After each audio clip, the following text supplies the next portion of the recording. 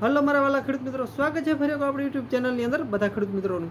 તો ખેડૂત મિત્રો, આજે આપણે જે બિયારણ જે છે તો તેની અંદર ફૂગ, મુંડા અને તેનું કંટ્રોલ પહેલેથી જ કઈ રીતના કરવું અને તેની કઈ દવા તેની વાપરવી. તો મિત્રો, તેની જે દવા છે તે પટ જે આપણે કહી છીએ, જે પટ દેવો બિયારણને, તો એ પટ કઈ રીતના આપવો અને કઈ દવા એમાં વાપરશું, તો તેની ખાસ ચર્ચા કરીશું.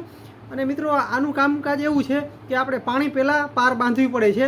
કેમ કે જો આ અત્યારે જો આપણે ન ભેરવીએ, જો પટ ન દઈએ બિયારણને, તો પછી ઉપરથી જય સાલ આપણે બધા જાણીએ છીએ, આપણે બધા ખેડૂત મિત્રો બધા જે છે તે ખરેખર બહુ હેરાન થયા હતા. કેમ કે ઉપરથી ડ્રિંકથી કે પંપથી કે ગમે એટલા પ્રયત્ન કરશું છતાં પણ ફૂગ અને જે જમીનજન્ય રોગ છે, મુંડા અને છે, તે ગયા નહોતા. તો આના માટે શું કરવું મિત્રો? અત્યારે જ પહેલાં જ આપણે પાર બાંધવી જોશે. કેમ કે તેના માટે આપણે ફૂગ જે છે, સફેદ ફૂગ અને કાળી ફૂગ અને મુંડા, તો મિત્રો આમાં શું વાપરશું અને કઈ દવા નાખશું, સાથે કયું ખાતર પણ નાખશું, તેની પર ચર્ચા કરીશું. તો મિત્રો, ફૂગ, મુંડા અને જે એના માટે એક તો PCT 410 છે, PCT 410 તેનું પણ રિઝલ્ટ સારું છે.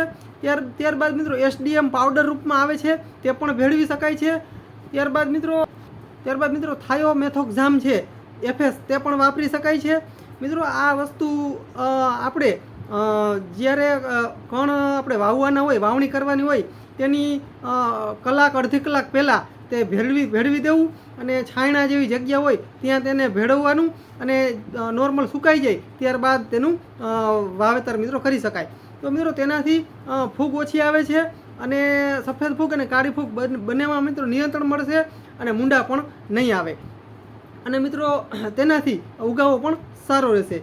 અને મિત્રો, ત્યારબાદ એક ખાતર છે જે સ્પેશિયલ, તે મિત્રો ખાતર નાખજો, મારી ખાસ તમને ભલામણ છે. મિત્રો, એરંડિયું ખાતર આવે છે, જે ખોળ સ્વરૂપમાં આવે છે, એરંડિયું ખાતર. તે ખેડૂતોને, મારા વાલા ખેડૂતોને ખાસ મારી ભલામણ છે કે ચાંસમાં કે સાથે નાખી જવાનું એરંડિયું ખાતર. તેનાથી પણ મિત્રો ઘણા બધા ફાયદા થાય છે, વૃદ્ધિ થાય છે અને સાથે સાથે આ જે મુંડા અને ફૂગમાં અને સારો એવો કંટ્રોલ કરે છે. તો ખેડૂત મિત્રોને મારી ખાસ ભલામણ છે તે એરંડિયું ખાતર પણ નાખે આની સાથે.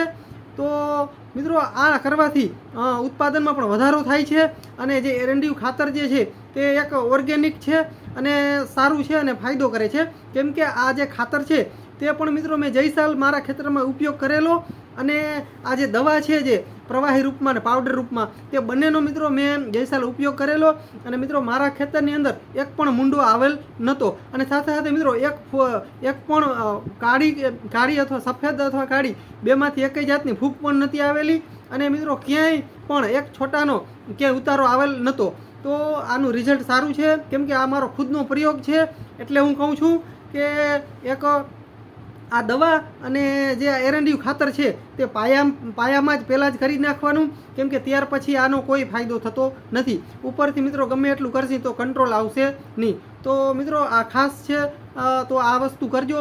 કેમ કે આનાથી સારા એવા ફાયદા થાય છે. કેમ કે આ મિત્રો મારો જાત અનુભવ છે.